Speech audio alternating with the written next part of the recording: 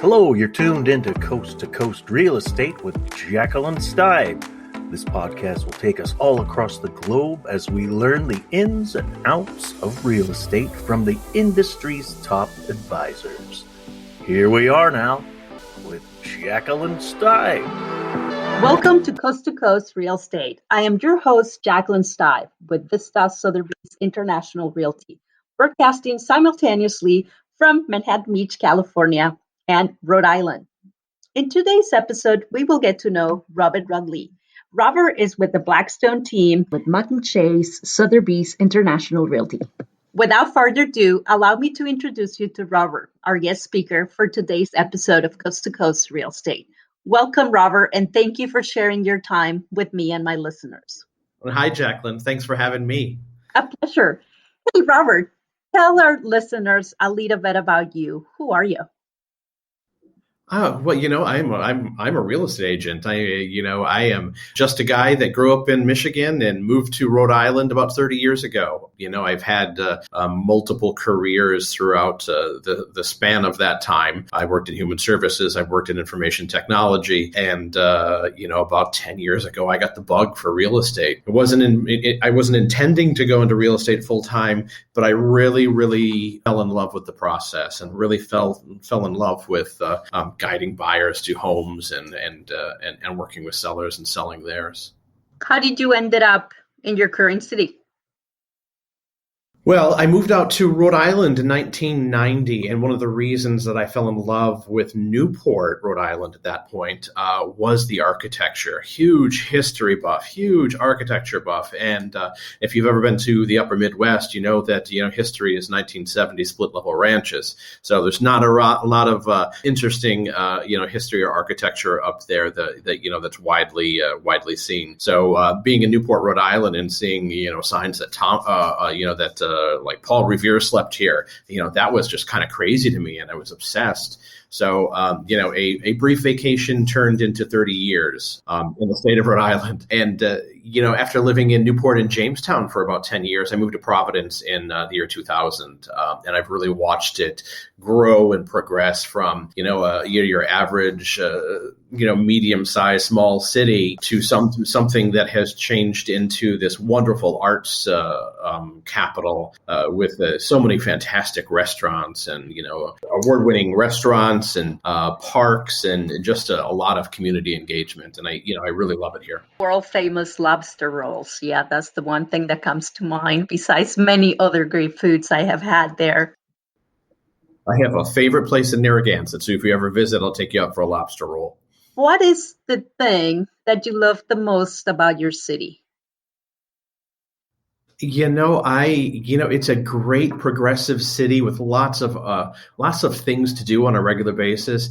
I live a couple blocks away from the Roger Williams Park, and it's like 300 acres or more there's a zoo, an arboretum, just lots of lakes and trails. It's really a fantastic place. But Providence in itself has got such a great art scene, from muralists and performance art, theaters. In fact, tomorrow we have one of the local theaters, the GAM Theater, is actually using our house to have a Zoom play that they're putting on. Because of COVID, they're not doing plays in person, so they're kind of borrowing the space in our house to put on a Zoom play. So that kind of stuff just happens in Providence, and it's really, really cool. That sounds like fun, though. I want to have a whole theater company in my house. Tell me, what's your favorite childhood memory, and where does that take you? You know what? Growing up in Michigan, my parents took us out to PJ Hoffmaster State Park on Lake Michigan almost every single summer. We camped for the most part, but I never saw the ocean when I was younger. I thought Lake Michigan was the ocean. I had no idea. But, camping, was not something that I loved when I was little, but I have grown to enjoy it as an adult. But those memories, on the sand dunes that, are the highest skyscrapers in my mind at the time, and playing in the waves in Lake Michigan, those are one of my favorite childhood memories. Yeah, camping can be a lot of work for us parents, and Sometimes we as kids don't understand how lucky we are to be able to be connected to nature. Right. Yeah. Okay, since you had other careers that weren't in real estate, when you first decided that you were going to switch and do real estate, who backed you up?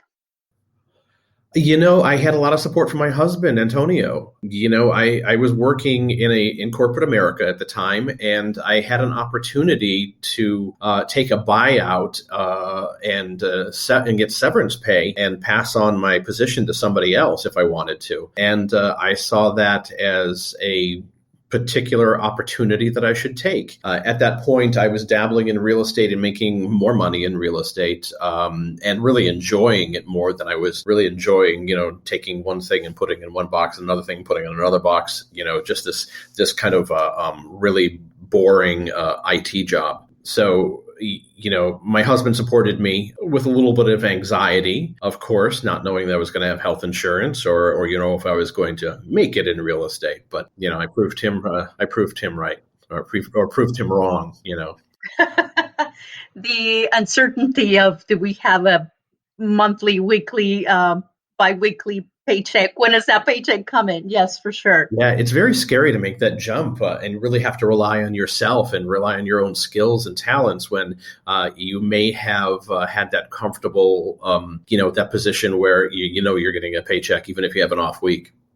Don't feel like working. I still get paid. Not in real estate. Doesn't happen that way. Why and how did you join the Sothebys family? Yeah, we joined about 4 years ago. And, after being in a couple other brokerages, myself and my team, we really spent a lot of time really trying to figure out where is the next best fit for us.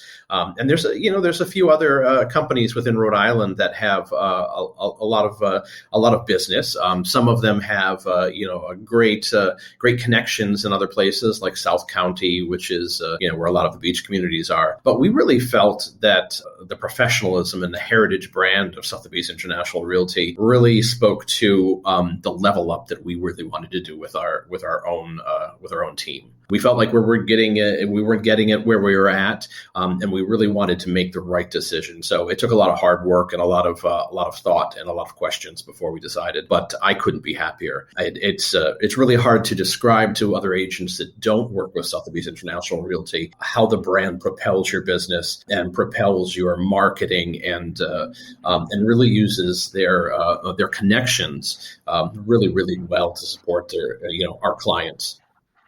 And the agents, for sure. Yeah. Of course. Take me back to one of your showings. You were showing a home and there was a smell at this house. What was the smell that made you guys run away and perhaps kill the deal? A smell. How interesting. Oh, you know what?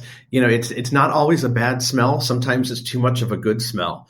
There was a fantastic house. Big, historic, colonial, that was really, really just tall ceilings, big fireplaces, great woodwork.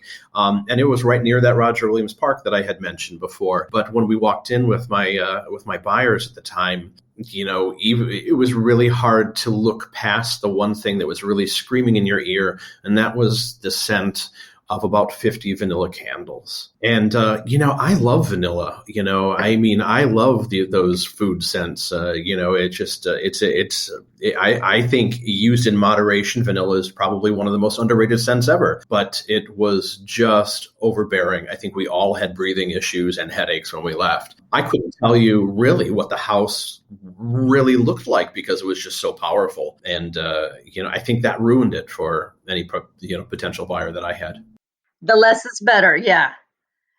Yeah. And, and to this day, if I'm working with people that are selling their homes in any listing, we don't put candles out. I don't want to ever be in a situation where that somebody comes in and thinks that like, oh, that's really overpowering. I can't really pay attention to the woodwork or the quality of the finishes because I can't stand that smell. And also, I think that putting a candle out people think that, are they hiding something? We're not hiding anything. Not in what I do for work. Everything's on the table. Yeah, that is not the goal. The goal may be just to give you a pleasant smell, but when you have a little bit too many candles, then that's not good enough. What's your favorite smell? in a house? In a house, I am going to polarize people really, really quick and say that my favorite scent is patchouli. And you know what? Some people absolutely despise it, but I think it is just one of those just wonderful, unctuous, rich scents that are really unmistakable. So I like the smells of incenses and deep perfumes like that.